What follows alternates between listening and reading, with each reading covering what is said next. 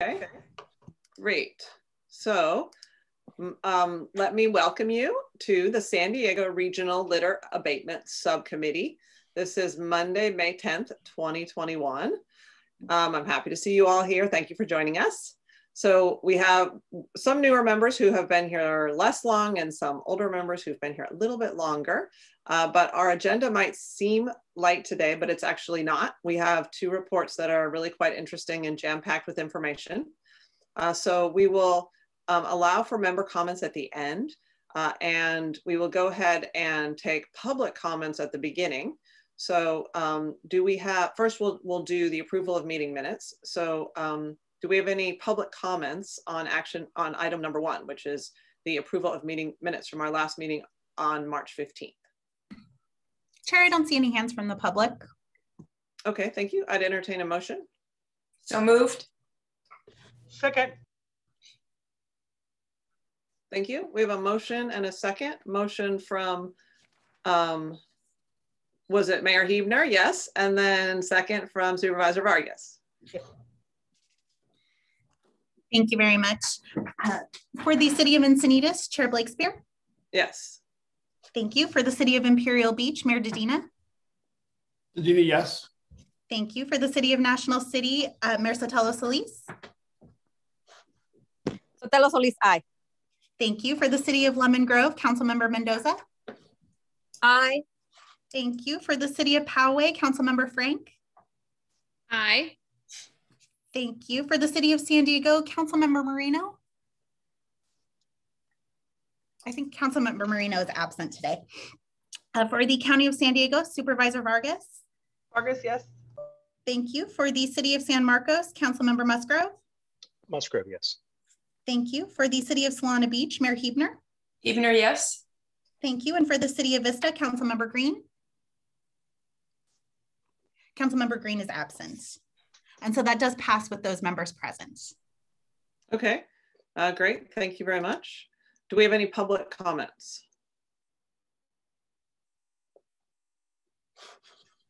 No, Chair, I don't see any hands. Okay, thank you. So our first report, I'm really excited about this report because my perception is that freeway trash actually continues to get worse, despite the fact that we are having these meetings and trying to work with Caltrans on improvements. It does seem to me like month after month, steadily, it gets a little bit worse. And that we need ultimately to have a legislative fix. There need to be requirements that are related to this, and so this problem. And so having our legislative delegation, two really important members, the Office of Senate President Pro Tem, Toni Atkins. Her office is here with Deanna Spain. She's going to be presenting. And then also Laurel Brodzinski, she is from the Office of Assembly Member Lorena Gonzalez. So these are obviously two very powerful women who represent our county, thankfully. And their staffers are here to tell us about what's going on at the state level. So I will hand it over to the both of you. I'm not sure which of you is going first, but I welcome you to take it from here. Great. Hi, everyone. I'm Laurel Brodzinski with the Office of Assemblywoman Lorena Gonzalez. I think I'm going first. I'm going to give just a brief overview of some of the legislation that's working its way through the legislative process this year that has to do with litter and more generally waste reduction. So the first bill I wanted to touch on was SB 635 by Senator Gonzalez.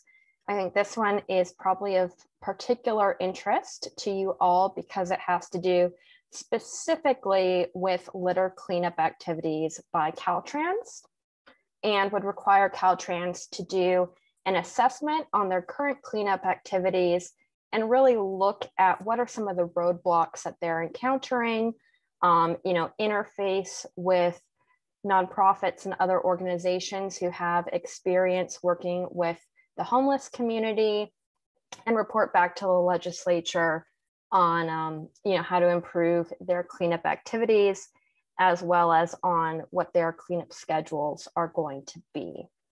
And so this is a really important one, looking at how do we tackle this problem of litter and other waste on the freeways.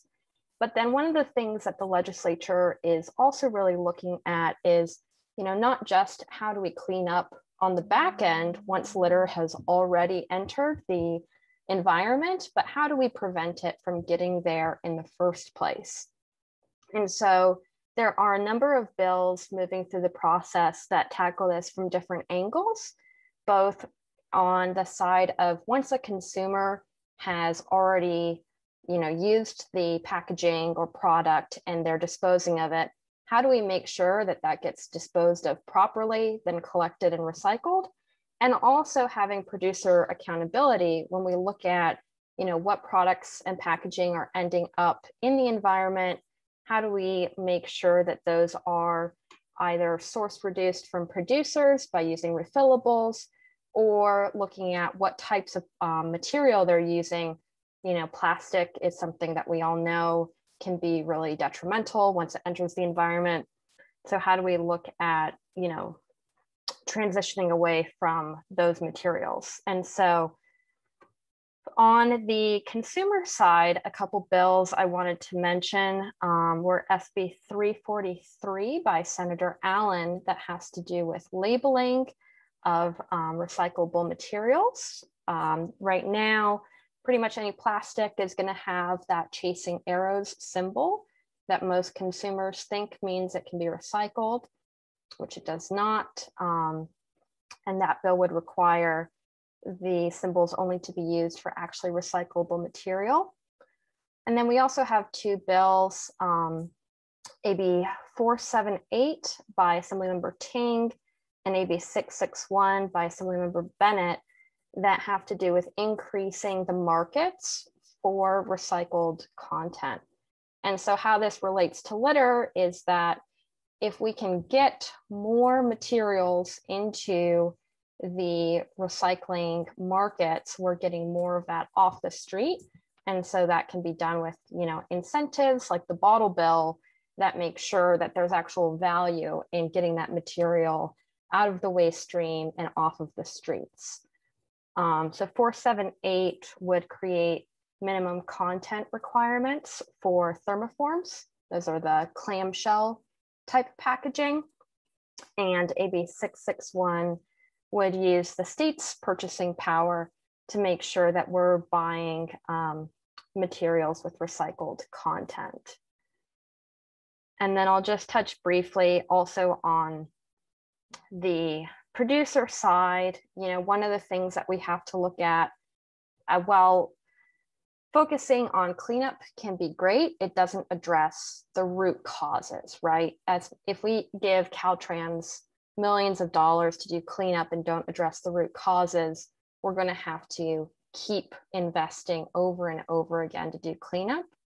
And so we really want to make sure that we're preventing those materials from becoming litter or entering the waste stream to begin with. And so that's what some of this other legislation is focusing on. AB 1276 by Assemblymember Carrillo would have a upon request for single-use utensils. I think you guys may know the upon request straw legislation, which this is just aimed at reducing the amount of waste entering the stream. AB 962 by Assemblymember Comlogger would incentivize the use of refillable bottles by having them go through the bottle bill program, and so that we can make sure that those are again being refilled and reused rather than entering the waste stream. And AB 1371 by Assemblymember Friedman aims to target plastic packaging used in e-commerce by requiring that to instead be recyclable.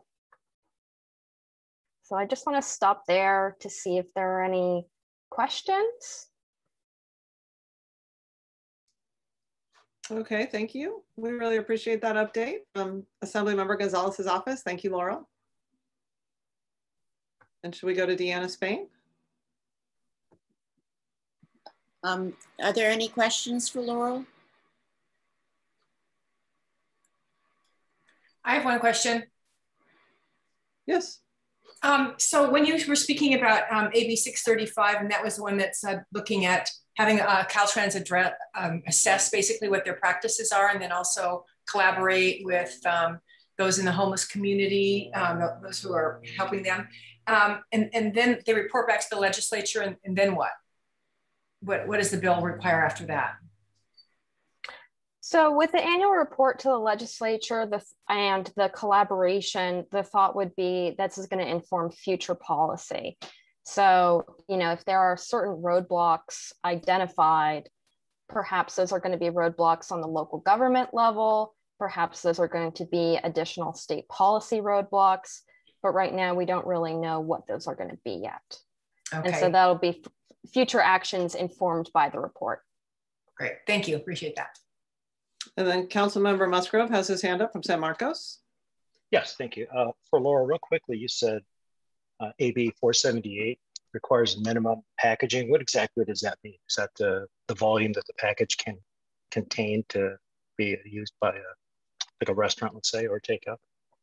Oh, okay. So this is for thermoforms. So if you're thinking about like the clamshells that you buy fruit in from the grocery store. Right. So the requirement would be for producers of those clamshells and who are selling them in the state that by 2030, they would have to include 30% post-consumer recycled content in that packaging. So 30% of it is made from recycled content. So it's not volume, it's composition of the product itself. Yes. Okay, fantastic. Thank you. Okay, thank you, Councilmember Musgrove. Anybody else have a question right now? Okay, so should we go to Deanna Spain? And we might have some questions for both of you also at the end of both presentations. Sure. Hi, everybody. It's nice to be here today. I've actually been monitoring what your committee has been doing, your subcommittee has been doing over the last almost year, I guess. And the discussion for our office on trash actually and litter actually began when Mayor Kevin Faulconer convened a working group at the city of San Diego that consisted of me representing Senator Atkins and the local highway patrol leadership and and Caltrans, talking about the homeless encampments on I-5 and State Routes 163 and 94, and what could be done about the litter and trash that was coming from all of those sites. And that proceeded to become a countywide general discussion on litter and trash abatement and the restrictions that Caltrans has in terms of dollars available to do the work. Over the last few years, the legislature and the governor have added additional funding to the Caltrans budget. So in 2016-17, it was 65 million. The homeless situation along freeways statewide grew exponentially, and the budget was increased to 110 million recommendation this year. But there were increments along the way. Senator Atkins actually reached out to other districts within the state talking about, is this mainly an urban situation or is it happening all the way through the state? And the answer is it happens in Lake Tahoe on state highways, and it happens in downtown LA, and it happens in East County here. It's a chronic condition, and the state was sort of managing it for a while with the use of extraordinary volunteers who were going out and working through county programs that allowed large teams of volunteers who were working off fines that otherwise they'd have to pay in cash by picking up trash and litter along the highways. with the pandemic that shut down, as well as the nonprofits that were hosting projects throughout counties. And to the situation that we started seeing a year ago. There are discussions going on in the Capitol now about, you know, what can be done and how do you make it a statewide program, because it's not just a San Diego County issue. It's not just Southern California. It's happening all over. So the good news is that we're looking at the budget and what's potentially available. The work that's going to be done through Senator Gonzalez's proposed legislation that Laurel from Assemblymember Gonzalez's office described for you will be helpful, but you know, that could be 2 years off before it could be implemented, and we don't have that kind of time. The discussions that happened in the Mayor Faulkner's office among the participants made it very clear that this is not just something that Caltrans, you know, with their team of engineers can tackle. This is litter that's everything from cigarette butts to food litter, you know, drink containers and food to go debris that gets thrown out of windows to fenders and parts of cars. And it's an incredible problem and a huge issue that is being looked at. And I'm sure you're all frustrated by how long it takes.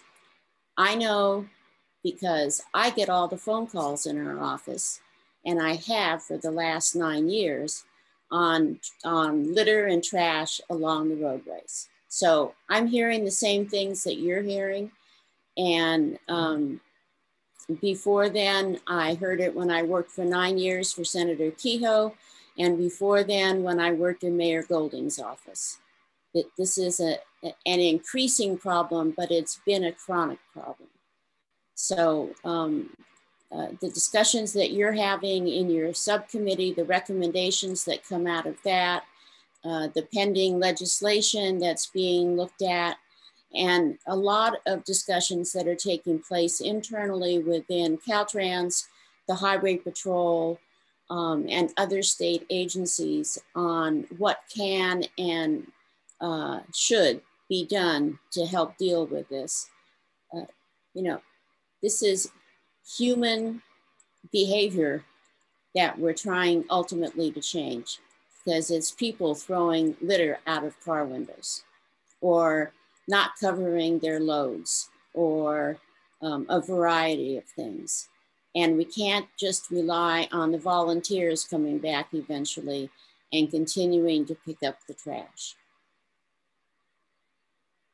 And the senator has asked that I continue to attend your meetings and report back to her, as I have been actually, on what discussions have led to.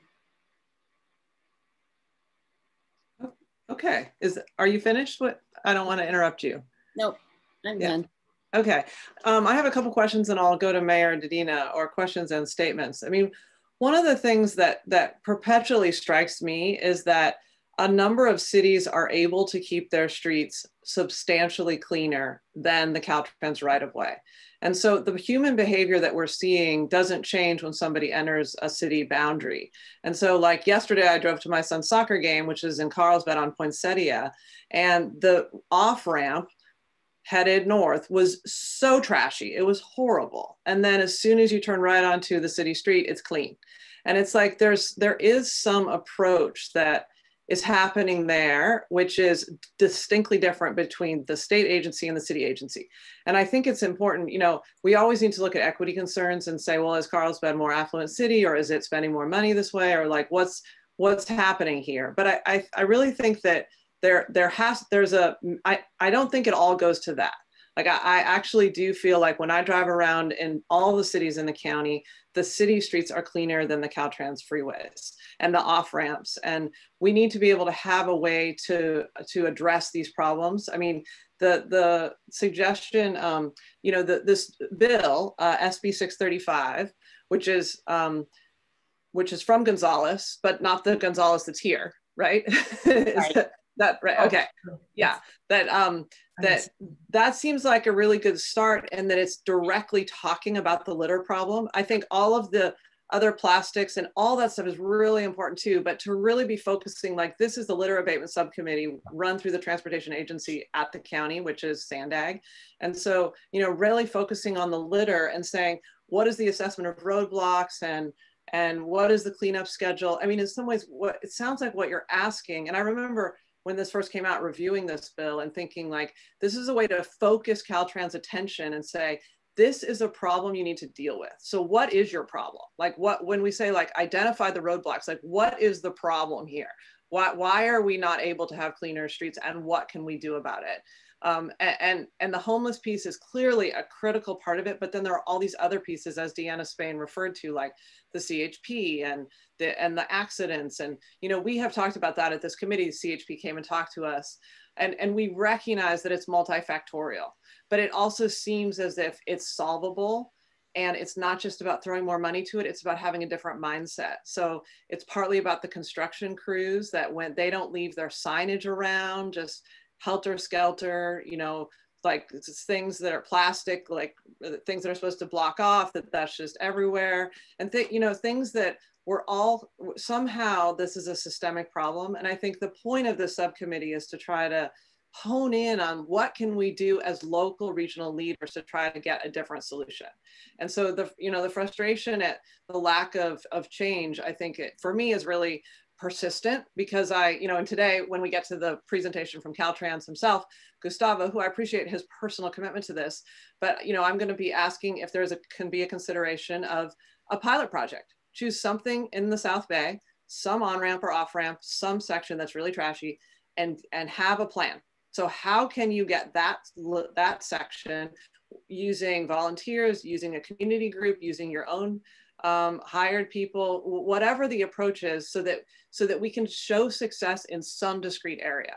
Because it just continues to strike me that this is doable, but we're just not there. We're just not able to do it. So I am really grateful that there's a state bill that's dedicated to this. I would love to have the legislative representatives on this call go back in terms of take it back to your leadership about advocacy with the governor's office, because ultimately Caltrans is an executive branch agency. And so it does seem like there needs to be something there that's required, and try to get us, try to establish those benchmarks where we could say, okay, well, let's use this data and let's get ourselves to a different outcome. I'm hopeful that at some point we might have some update from the executive branch about what it is that could happen, that could change this. So I'm going to call on the two other mayors with their hands up, and anybody else who wants to put their hands up. So Mayor Dedina.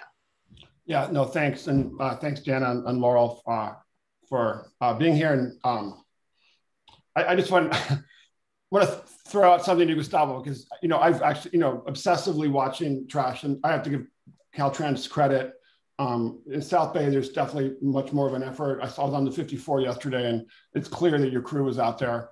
It's a battle against people who are literally throwing all their weekly trash on the highway, but as well as, and this is something, again, this is the CHP's fault. It's the guys who are, the tow trucks that are responding to crashes that aren't doing their job and cleaning them up.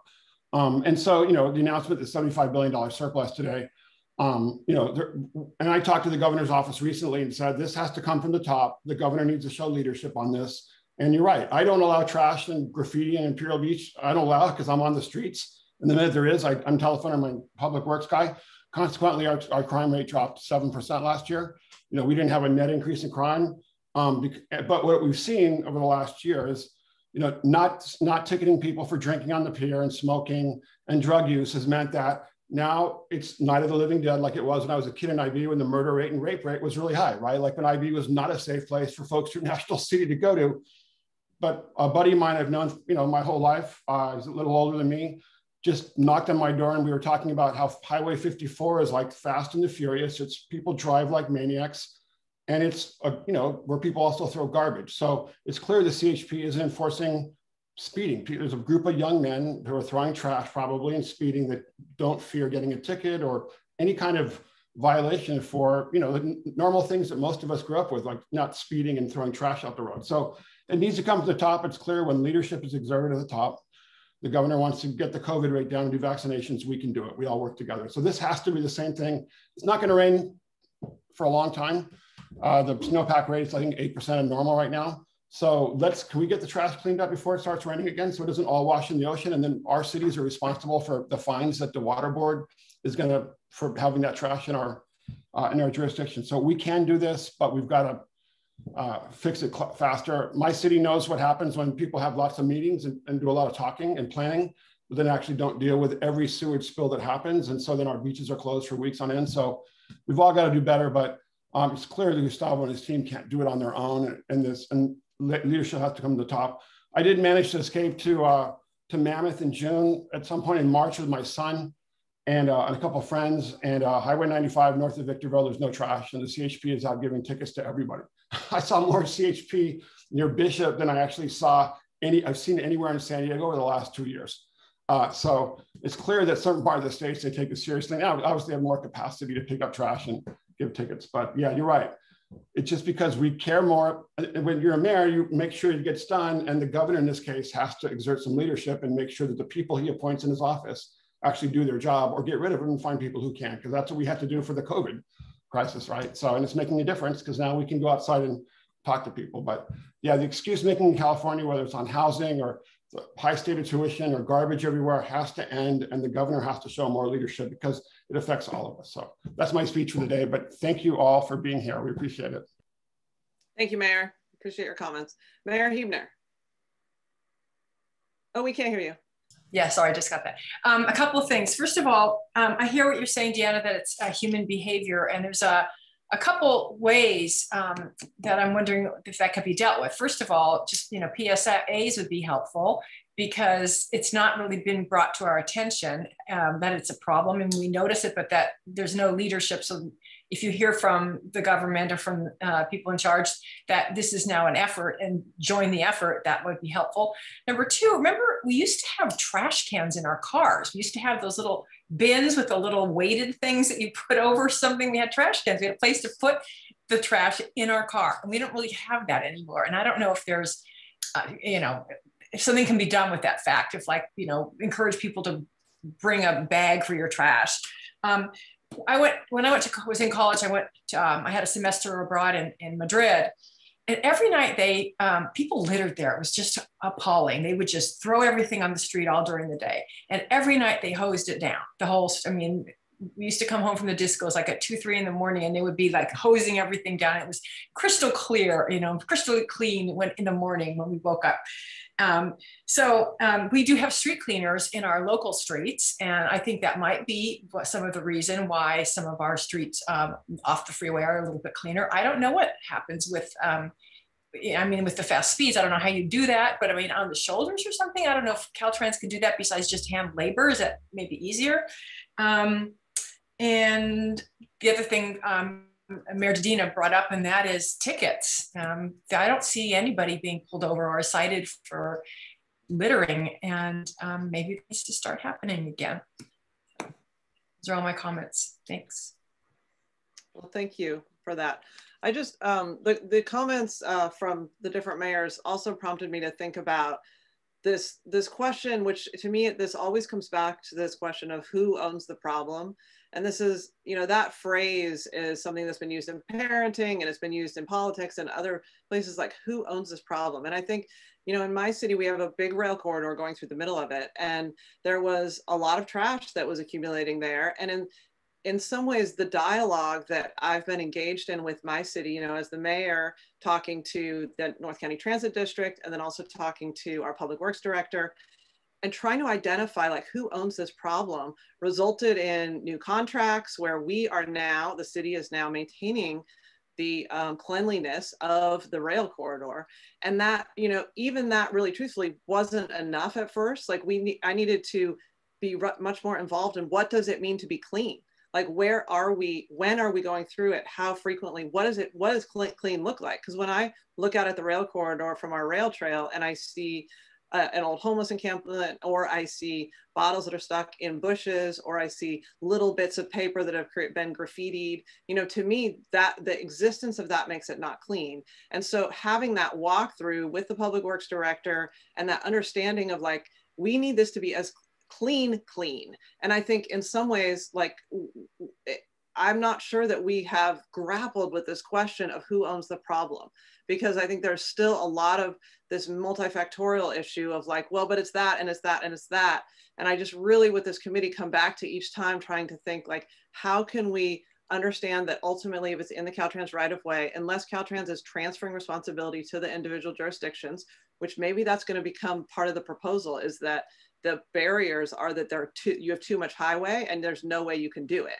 But until that time, it is actually Caltrans that needs to own the problem. And we need to be working toward that with you and providing the support with the community groups and the volunteers. And, you know, I've said before, we would love to have close off an entrance or an off ramp, and we'll come through and clean it. I mean, Mayor Huebner was just saying they would sweep it down hose it down every night. You know, that's like, who's doing that? Someone's paying for that. Somebody's doing that labor. I mean, that's the kind of thing where there are ways that we could do this if we care enough. And I think what we're trying to do is create the momentum where we care enough, and we're saying, we want this to change, and we don't want to just do analysis paralysis and talk. We want to get to a different result. So I see that Supervisor Vargas has her hand up, and then we'll go back to Deanna Spain. I just had a quick clarification. Is there a specific data on sort of where the trash is coming from? I know that there's a lot of information around this, but I was just wondering, most of what we're seeing, I mean, for me, I've seen a lot of increased posts, I mean, particularly during the pandemic, right? And I know that we used to have a program with Caltrans, the county did, and I don't know what the status of that program is either. Maybe Gustavo knows that about the picking up trash in particular areas. I think it got stopped. There was a program that we had with probation. So wondering what that was. I don't know if that has something to do. I mean, I know this is an issue that's been ongoing, but it seems like it's increased through the pandemic. And of course, a lot of people are using much more plastic and a lot more going on. But I was just wondering where we're at with that. That was the probation department, and it was shut down with the pandemic. So it's been non-operable for over a year, because you're not allowed to have people congregate. Yeah, and are we thinking about it for like bringing it back for the fall as we're opening everything up, I'm assuming? Technically, the state is reopening June 15th. Ultimately, it may be a decision by the county on the liability issue of having, you know, large groups work along the freeway. Okay, I'll look into that. Yeah. So I can tell you from experience, because I worked in the mayor's office and I'm knowledgeable on this, that for the city of San Diego, neighborhoods tend to be cleaner if they're involved with either business improvement districts or landscape maintenance assessment districts. And for the city, about 2/3 of the entire city is in some form of an assessment district, including downtown, which generates something like $2 million a year to spend. And they have an aggressive downtown cleaning program, and still it's not clean an entire night sometimes, because we have such a large population of homeless in the area and other activities. So, you know, yes, we dump a lot of money into it. In my community, we have $1 million assessment district, $1 million a year for the Tirasana area. That's 10,000 homes right next to Mission Trails. And we spend a significant amount of money every day having crews go out and pick up the litter. And that's a totally residential area. And those kind of assessment districts are scattered all through the city. So It depends upon how much money you have to throw at it and whether you can have a crew out every day. The challenge with the entry and exit areas for the freeways is that you can't just go in and pick up litter. You have to shut down that intersection basically. And then you deal with not a free flow of traffic on and off the freeways. And that's a challenge too. It's like, how do you balance this? So I can tell you that discussions have been deep and serious and looking at a lot of possible improvements, but just pouring money at it isn't going to deal with the fact that sometimes when a Caltrans crew has gone through and cleaned a 2-mile area, that same day, somebody goes out and deliberately dumps along the freeway because they don't want to pay the landfill cost at one of either the county or the city landfill. It's a true reality. How else can you explain couches sitting on the side of the road on Interstate 15 and obviously not having tumbled out of some vehicle? So, and I see those fairly regularly on the entryway leading into Miramar landfill. So some of it is human behavior that we need to work on. Some of it is definitely getting the volunteers back, whether it's through probation or the nonprofits who work so hard in our county as it is. And some of it is, you know, the PSAs, we did them 20 years ago. You're right, it's time to probably get those back on the air. And there's likely a way to work with the TV and radio stations, you know, for 30-second messaging. Okay, thank you. We do have 2 comments, public comments, so let's go ahead and take those. Thank you, Chair. The first will be Randy Wortman, followed by Rich Whipple.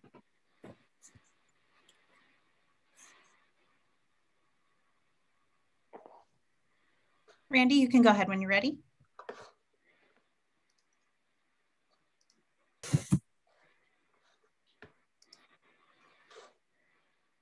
Hi, everyone. There we go. No, I'm not muted anymore. My name is Randy Wortman. I'm with the Veterans Back to Work program. I've attended several of the meetings going back to the beginning. And sometimes as I'm listening, it's kind of like being in a room and being talked about without really knowing, with everyone really knowing that they're talking about you. Because every day with our program, the Veterans Back to Work program, we work right alongside with Caltrans and we pick up litter. We start our day at 6:45 in the morning. And we go up this 163 and the 15, just those freeways that we were discussing. And we've done this pretty much all throughout the pandemic. As I know the county probation crews, they were canceled during the pandemic. We've been at it pretty much the whole time.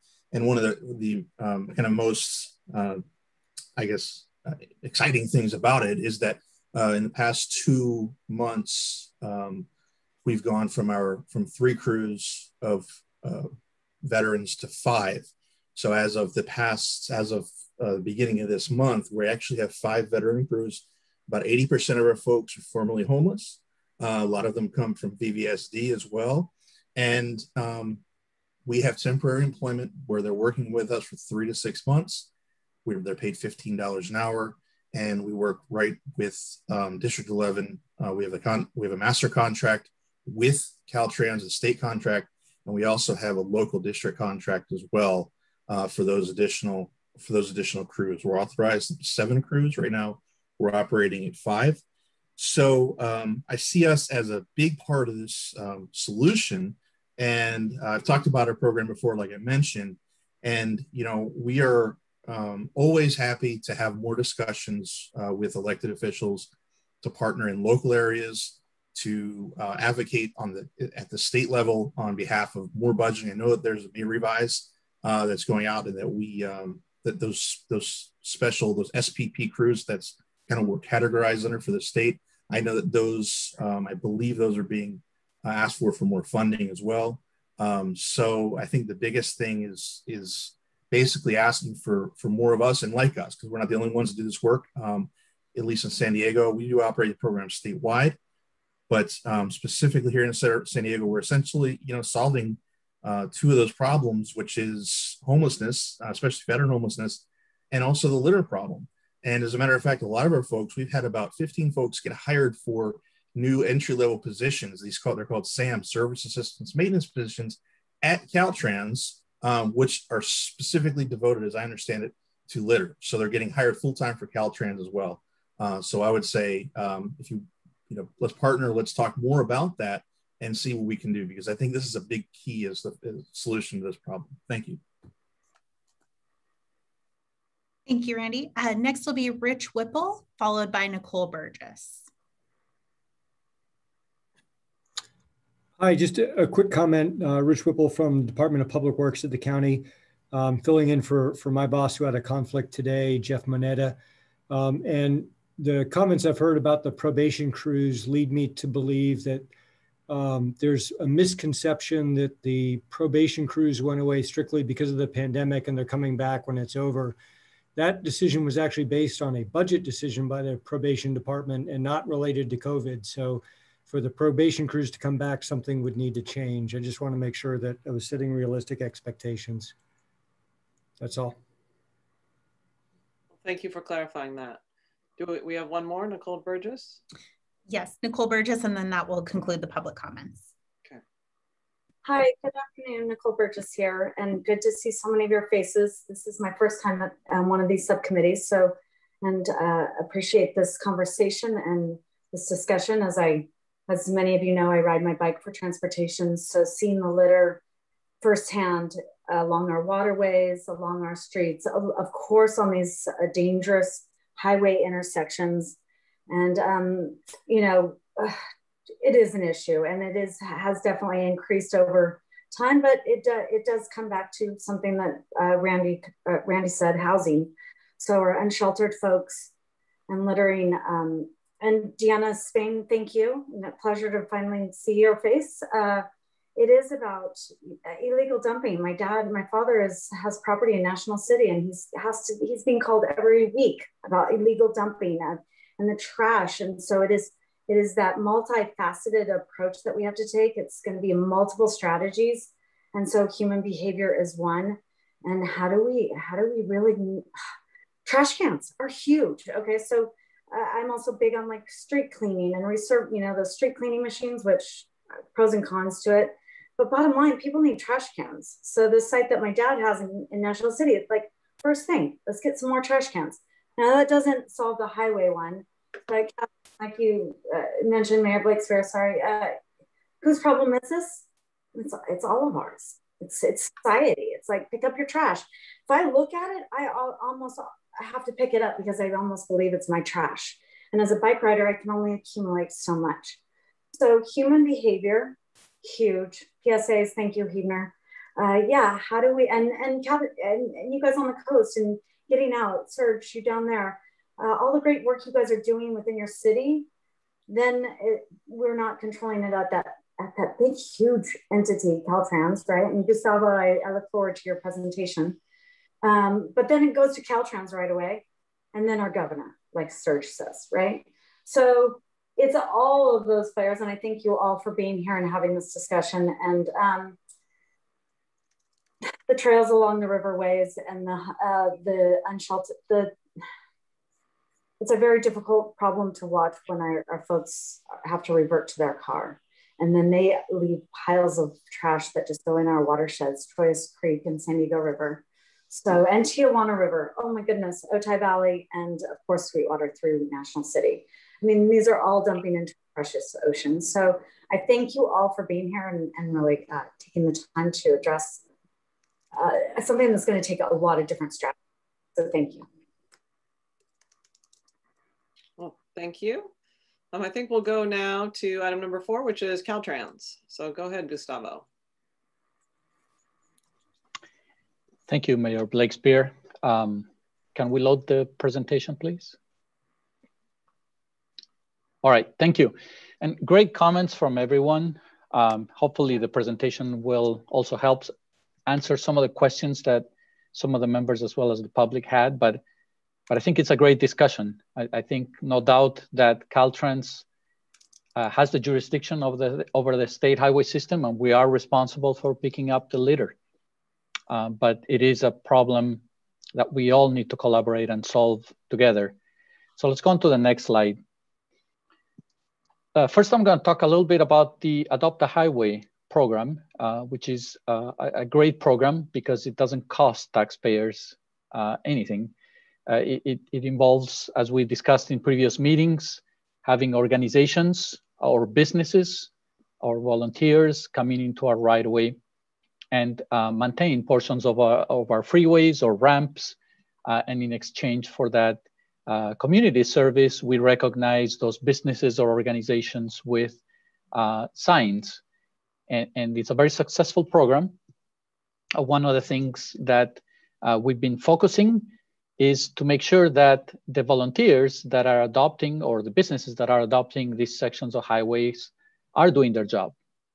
And as part of that effort, we have since the year started and pretty much since almost our last meeting, is we have canceled 25 adoptions due to inactivity. In some cases, sometimes, as we have reported, sometimes the organizations, after a number of years, they may lose interest, or they may have a turn into their financial situation, where maybe when they got into the program, they had a successful business, and perhaps, due to the pandemic, things have changed for them, and they can no longer sustain this effort. So since the year started, we've actually met with 15 adoptees, and we've decided to terminate that relationship and make those areas adoptable for someone who can take care of that. So along those lines, we have also adopted 32 new locations. So we have 32 new adoptees.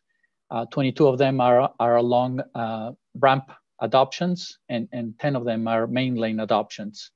So overall, we favor, we like to see more the adoptee types that will hire a contractor to do the work. We call those sponsorships, because those tend to be a little bit more effective, a little bit more organized, and longer lasting in this effort. And we're happy to report that as a total, in our district, 42% of the adopted sites are sponsorships, which is much higher than the statewide average of 25%. And that will play a critical role also into the how we get new adoptions, which I'll explain on the next slide, if we can switch slides. So how do we get adoptions? A lot of the new adoptions, they actually come from the contractors that do this type of work, and they see that an area is adoptable, and they will actually go out on their own, and they will contact businesses and say, hey, Caltrans has this program, you can adopt this section of highway, and I can do the work. So that's a great opportunity because basically they kind of market the program, and they do a really good job following up through eventually. Another way that we market the program is, well, people that are adoptees, they share that information with other businesses or other organizations, and that's how we get adoptions as well.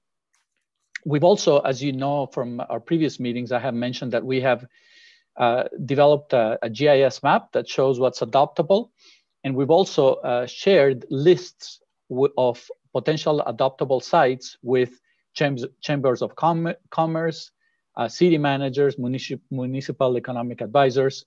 So we're also counting on all of you to help us spread the word about areas in your jurisdictions that may be that could be adopted.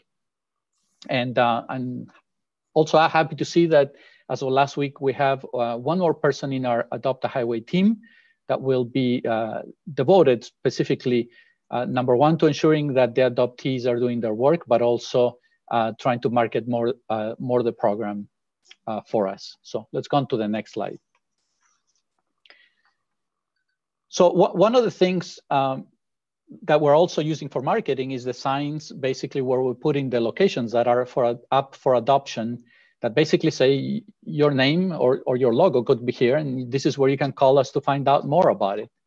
And as part of this, we are also running a pilot in San Diego, which is unique. It was actually the idea of the judge and legislator that created the Adopt a Highway program, and said, hey, for some of the bigger roads, some of the bigger highways, the signs may not be big enough to be able to be visible. So can you guys try to work with a bigger sign?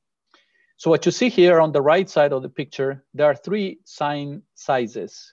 The ones on the bottom are for the ramps. Obviously on the ramps, it's lower speed, they tend to be narrower. So the smaller signs work well there. In the middle, you actually see what is our standard freeway adoption signs.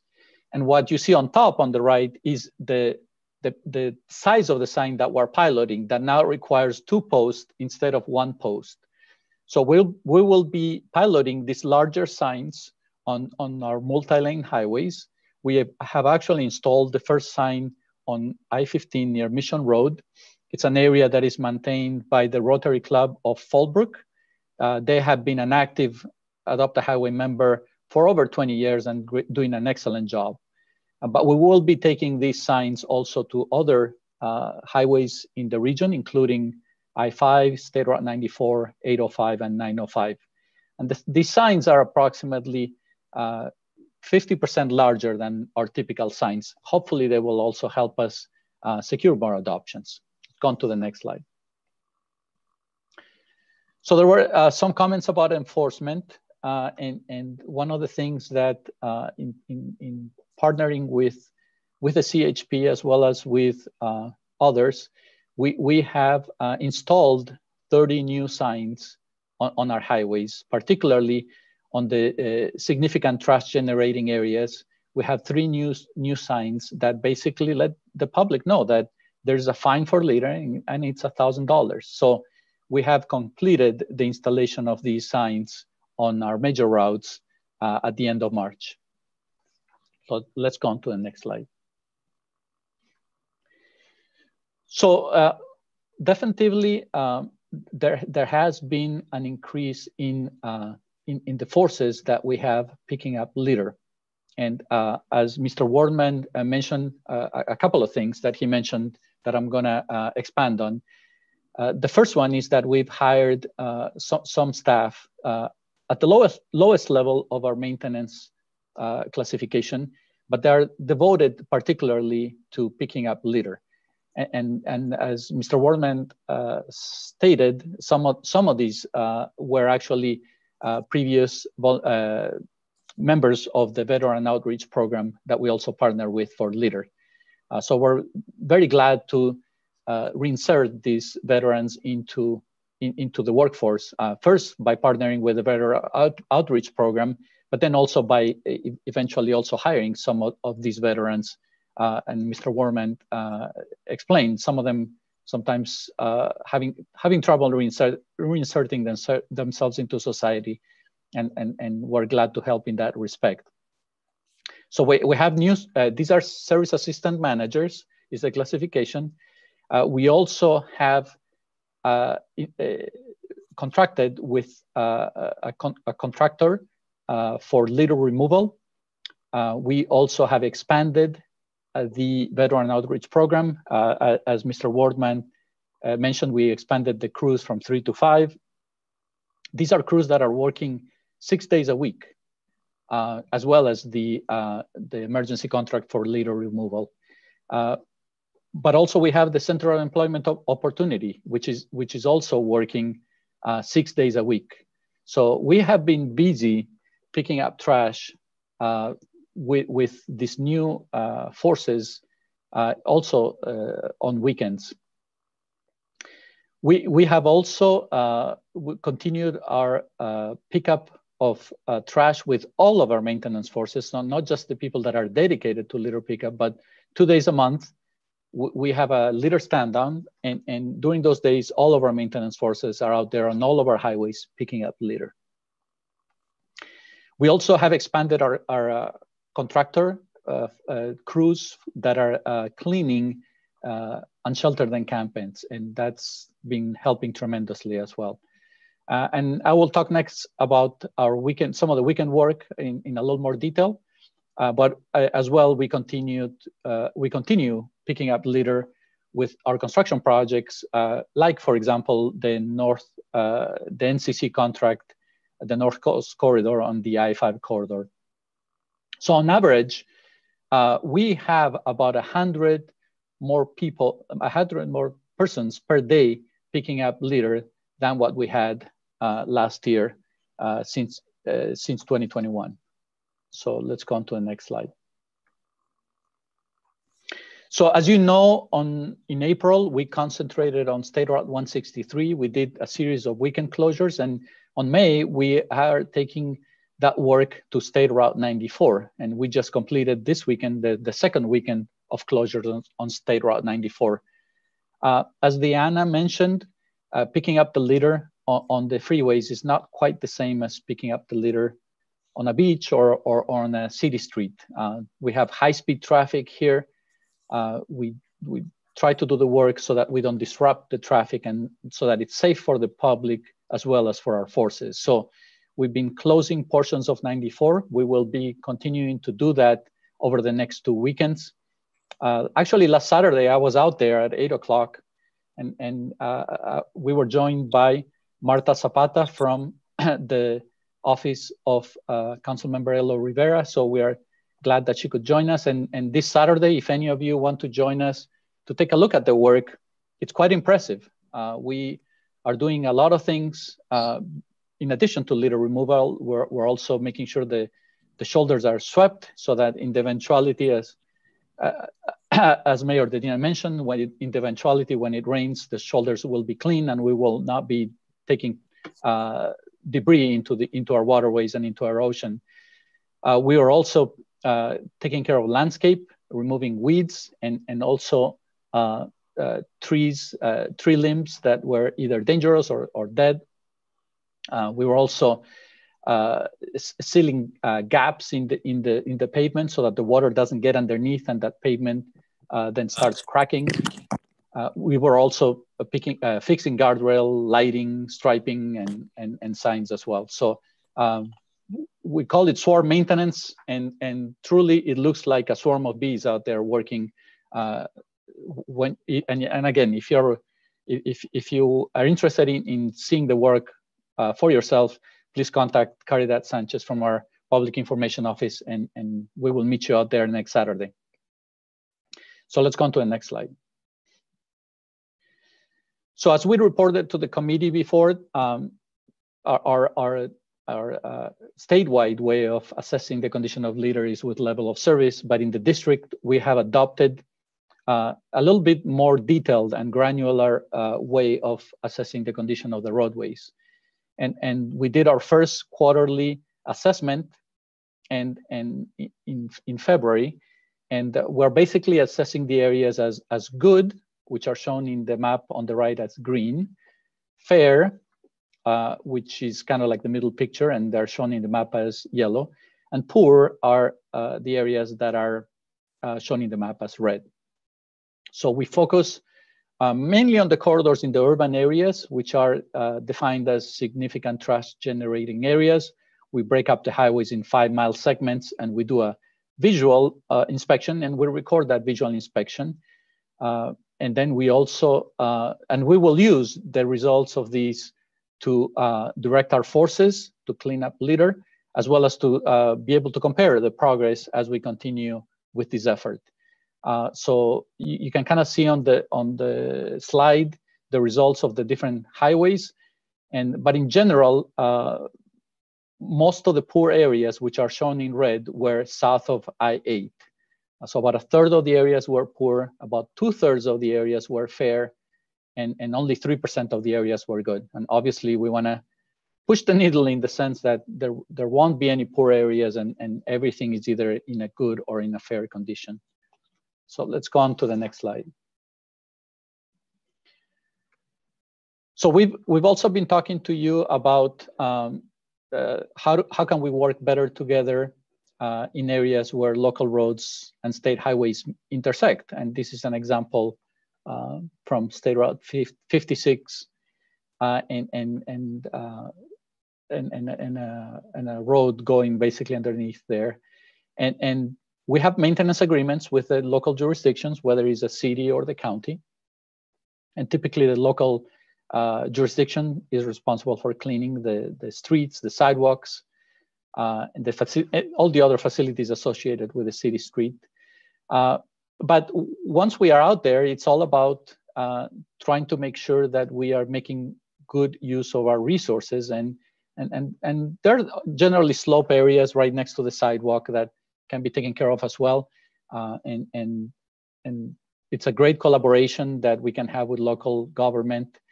And for those cities that have asked us for permission to be able to reach over beyond the sidewalk and take care of the trash and the debris, we've been working with them and making sure that they have our authorization so that they can proceed with that work. And likewise, when our force is out there, we try to make sure that we take care of any problem, and we're not afraid of jumping over that kind of imaginary fence line between the city street and the state as well.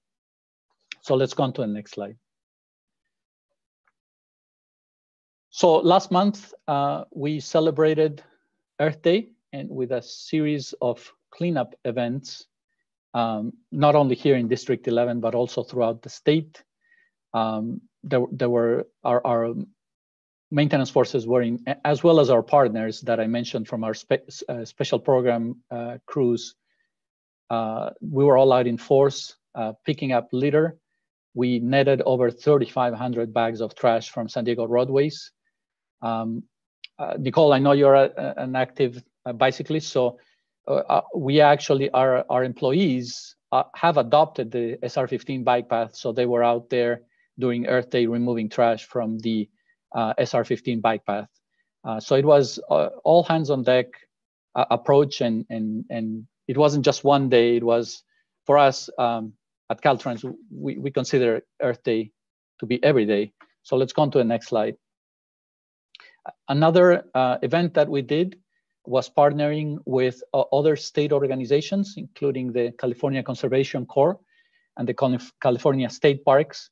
We convened on April 24th at the Silver Strand State Beach, and we had over 100 Caltrans and family volunteers, and as well as Conservation Corps members, and we were actually joined by Mayor Dedina. He routinely cleans this section of our beaches, and it was a great effort. I have a few more pictures on the next slide. We can go to it right now. And it was a great effort between the Caltrans staff, the family members, the mayor, and everybody else, picking up litter and making sure that our waterways and our oceans are free of trash.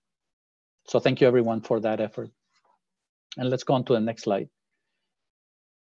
So we have a series of campaigns as well as events. Of course, we will continue with our Don't Trash California campaign and our Protect Every Drop campaign, which are aimed at making sure that people don't throw litter, and also that the people are aware that the litter that they throw ends in our waterways. We will also continue events centered around making sure that people are properly covering and tarping the loads that they have in their vehicles. And we held, as you know, an event, as we reported in the last meeting, at event at the Otay landfill, and we will be hosting hopefully soon an event at the Miramar landfill along those lines. So we will continue also with every opportunity that we can to get the message out about littering, and hopefully including also all of you to help us amplify that message with your stakeholders as well. So let's go on to the next slide. at the last meeting of the subcommittee, we had our waste haulers presenting there. And since then, we also had a follow-up meeting with them on May 6th. There were some great ideas and some great participation. I want to thank all of our waste haulers, Republic, EDCO, Waste Management, for their continued support. There were some great ideas shared about providing signage and handouts at the waste facilities, but also the waste haulers and the owners of the landfills communicating with their customers via their newsletters. And what I thought was a very good idea that came up is for us to provide more outreach to businesses that rent trailers, like U-Haul, Home Depot, those entities that rent trucks to kind of like the do-it-yourself type people like me, so that when they do have a project and they go and rent perhaps a truck at those locations, there will be information about properly tarping load and as well as about why it's important and why it's actually the law to do that as well. And let's go on to the next slide. And I think this is my last slide. And what I wanted to share was also some collaboration with the California Highway Patrol, working together to educate and potentially enforce untarped load at the commercial vehicle enforcement facilities. These are the areas where the big trucks have to leave the freeway to go through the weight scales. So we've been in contact with the CHP about that being a good opportunity also to monitor for untarped loads, and then also follow up with the haulers that are stopping at those locations as well. So I think that concludes my presentation. I think, yep, that is my last slide. So I'm available to answer any questions that you may have. Thank you. Okay, well, thank you very much for that update. We've received, updates on various things several times at this committee. One of the things that I think this committee was focused on is making sure and asking questions in public to make sure that the Caltrans operation in this county is operating as efficiently and effectively as possible. And so one of the things that we had requested information about was, how many spots do you have open on the Adopt a Highway program that are not adopted? And what is the accountability to make sure people are doing their job? And I think, we didn't really get that. I'm happy with the statistic you said about 100 more people are cleaning the freeway.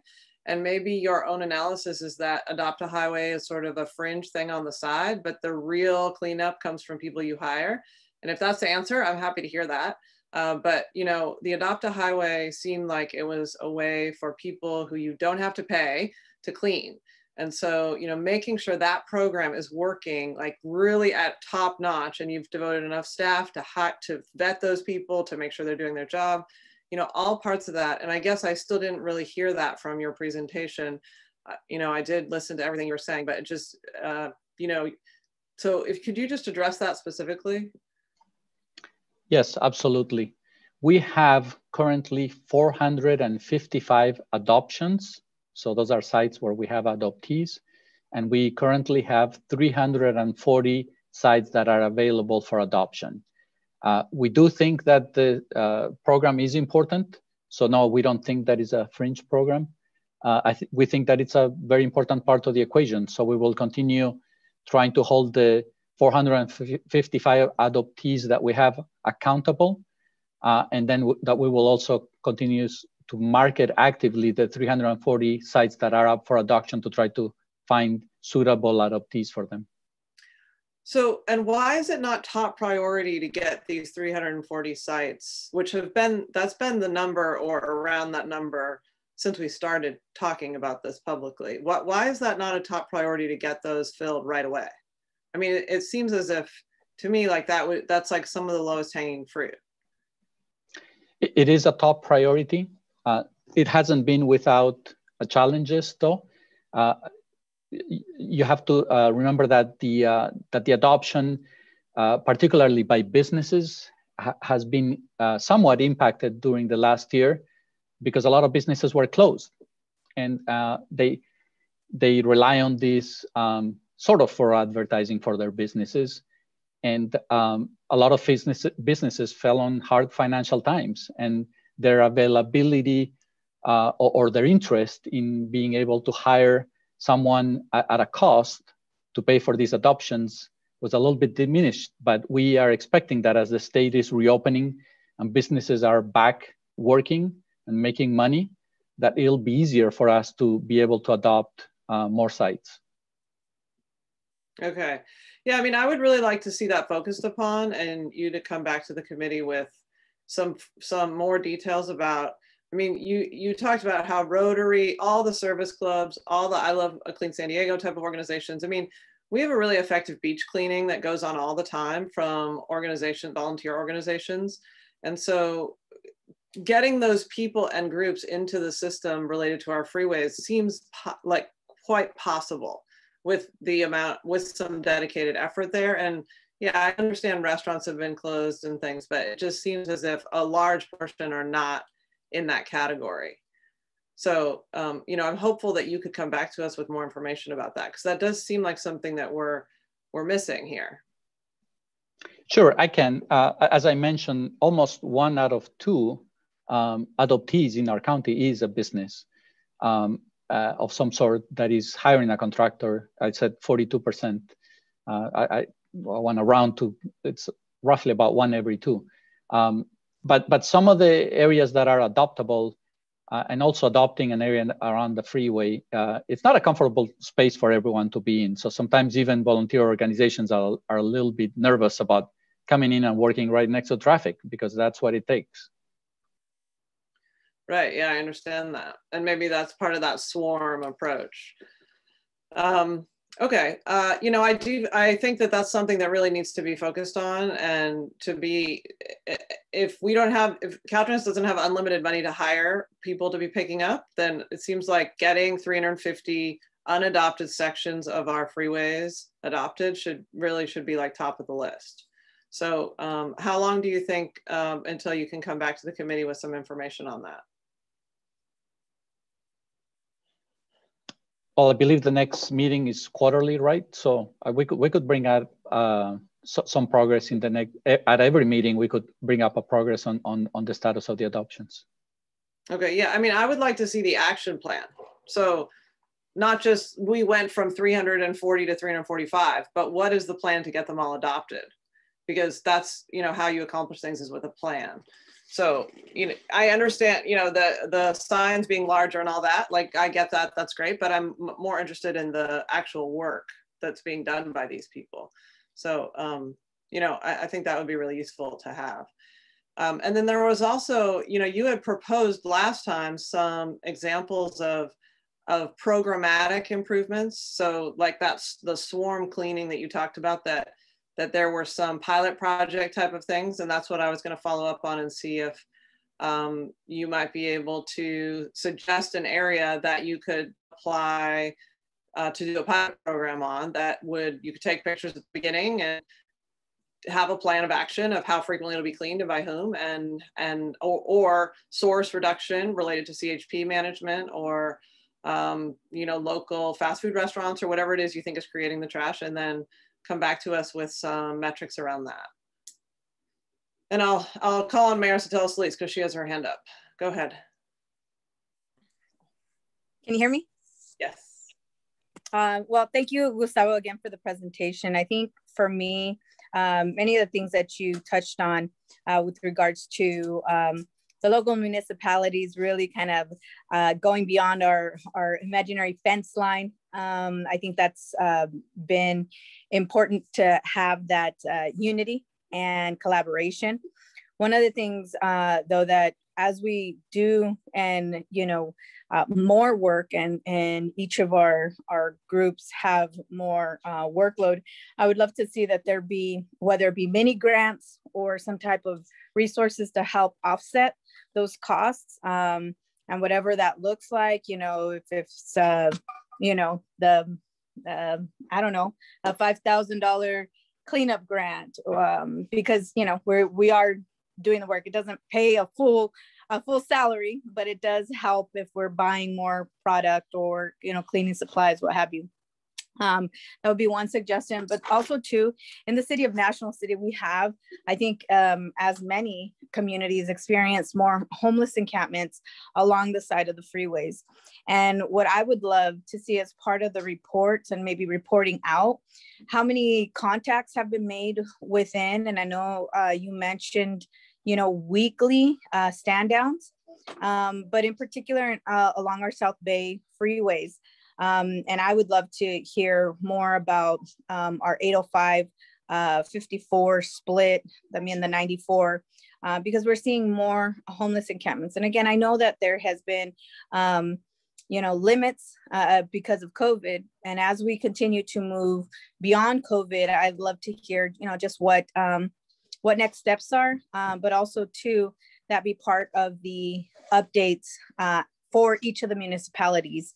I think it would help our constituencies know that maybe there was a CHP contact. I mean, we practically go out there, I believe every week, or I'm sorry, every other week, you know, once a month to certain encampments. And I think that it's essential that our community have that information. So I'd love to hear your thoughts on that. Thank you, Chair. Yes, go ahead. Do you want to respond to her?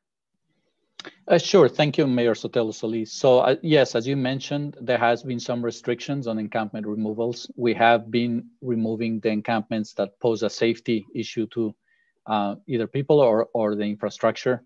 But there are some encampments that we haven't been removing. And for those, we have been concentrating on cleaning only, as well as the outreach through the partnership from the HOT teams, from the homeless outreach teams from the cities or from the county, to try to provide services to those encampments and hopefully try to get them into a different arrangement than living on the state right away. But we'll be glad to provide more information on that. Okay, thank you. Yes, I mean, maybe we could get that at the next meeting, which is, as we know, quarterly. I mean, the other thing was an update on you showed us the good, fair, and poor, but you were going to be providing kind of like metrics going forward. And I guess that gets back to my question about having a pilot area where you would choose a section south of the 8, an area that's red or designated as poor, and that we would have an action plan to get that into a higher category.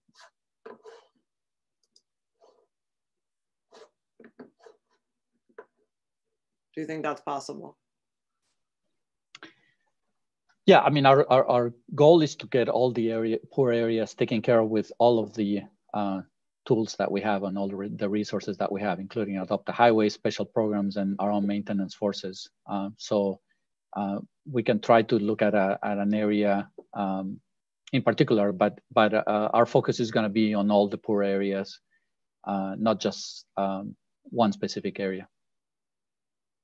Okay. Do any of my colleagues on this subcommittee want to request anything for future meetings, or anybody else? Do we have public comments? Sorry, I forgot to ask that earlier. Yes, Chair, we do have 2 public comments. Okay, sorry about that. Let's go to the public comments. I know we've started to lose a couple board members here. Yes, so first for public comments will be Nicole Burgess, followed by Randy Wortman. Nicole, you can go ahead. Thank you, and thank you for the time. And Gustavo, thank you so much for the presentation and with the multitude of strategies, just like what I mentioned, we need to have all those ideas. So one thing, partnerships is fabulous. So as Mayor Blakespear is saying, you know, filling those, but some of our highways, as we know, are just extremely dangerous. And so I actually don't want to take volunteer groups out to these spaces. And that's why I appreciate your team cleaning those difficult areas. And honestly, I respect those men and women that go out there because they're risking their lives with fast traffic. And so, you know, thank you for that. Also, your campaigns are great. So thank you for expanding those campaigns. A lot of great things you touched on there. COVID definitely has been challenging. So I think that's why we've all seen an increase, and we have to have some respect And I see that like the teams are going to be out there working. I see them working more. So hopefully we are on a path to cleaner streets. I want to thank Brian and the expanding the veterans program and even getting back the parolees back on there. You know, I actually would see them along the I-8 quite frequently. I'm just going to let you know, Gustavo, I know you probably have already heard this, and you probably work with the San Diego River Foundation, but that river is full of encampments. And so that I-8 Morena, I-5 underpass just got kind of removed of all the people, but it left like a landfill. So, and all the gates are damaged, so we don't have locks on them. So that's where they're going. I actually saw a guy up in the bottom of the bridge camping out. So it is kind of, it's back to the housing. And so we need to figure out, it's a huge solution. Resources, I thank you, Alejandra, Mayor. Cleanup grants would be great, you know. So I know in City of San Diego, we have a couple districts that put out big, large dumpsters, you know, once a quarter and try to get that community that has nowhere to dump it and can't afford to take it to the dump is the ones that we need to provide that opportunity for them to dump it in the right spot, not on our streets. So as we get our streets cleaner, hopefully they stay cleaner. Thank you so much for the time to comments. I'll be done. Thank you. Thank you, Nicole. Next will be Randy Wortman. Randy, you can unmute yourself whenever you're ready. Thanks. I just wanted to, I guess, clarify from my previous comments, you know, we refer to ourselves as the Back to Work program, or Veterans Back to Work, and Caltrans knows as Veterans Outreach Program because that's what it says in our contract with the VOP. So we kind of go by both. It is a program of actually the Butte County Office of Education. I live and work in San Diego. We have this program throughout the state, serving parolees in other parts of the state and veterans here in San Diego. I do want to say that with regard to, and Nicole both mentioned this as well as Gustavo, like with volunteers, and it is great, but but you know, kind of right, it isn't the beach. I don't even feel comfortable myself necessarily going out there. It is very dangerous work. And in certain areas, it's more dangerous than others, along a center divide. And there's a lot of support and a lot of safety concerns that go into it. We live and breathe safety every single day. Safety is a skill that we teach our participants literally from the moment they walk in the door, because they have to have their head on a swivel. They have to have an escape plan. They can't get bunched up. They have to know where traffic is. They have to know everything. And it is asking a lot in certain areas. We're talking about just plain old volunteers who come in and want to clean up. And it truly is not for a lot of people. Now, as far as the contracting and stuff, sure, that's great because you've got professionals doing it. But I just wanted to kind of make the point that what we do really is a skill, and it's, you know, having traffic going by at 80, 90 miles an hour. And all it takes is for somebody to reach down and try to look at their phone, and, you know, and that's it. So it takes a lot of nerve to be out there. And I know that there's some areas, again, that are safer than others, but the areas that a lot of us and CEO and other groups reach is definitely for skilled folks. And you're not going to get those without that.